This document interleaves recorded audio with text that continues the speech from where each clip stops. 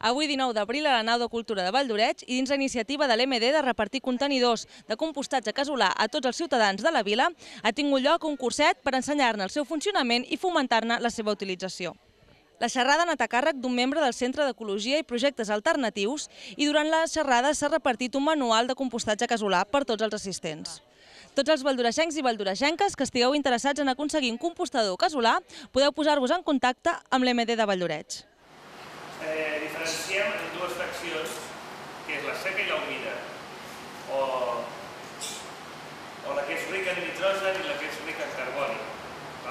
La matèria fresca són les restes de verdures, els vins, les restes de...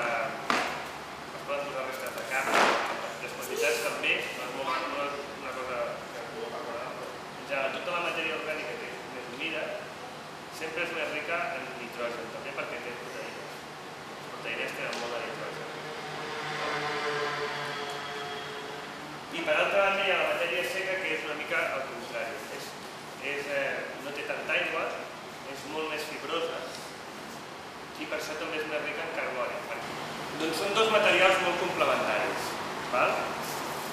Per un cantó per la humitat, perquè les restes fresques tenen un excés d'humitat que si les compostéssim soles farien una massa compacta que es podriria, perquè no entraria l'aire.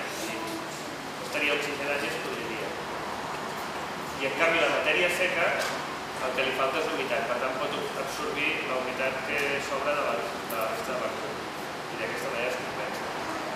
A més, la matèria seca al ser tan fibrosa sempre dona, al tenir una estructura més sòlida i sempre reconeix d'aire que li dona una textura a tota la pila de compost més adequada. Resol encara aquests dos factors. I a nivell de nutrients, el que us deia, el nitrogen i el carboni, els microorganismes que descomposen la matèria orgànica necessiten un equilibri de nutrients per treballar. Necessiten nitrogen, necessiten carboni, les dues coses. Hi ha un punt òptim d'equilibri.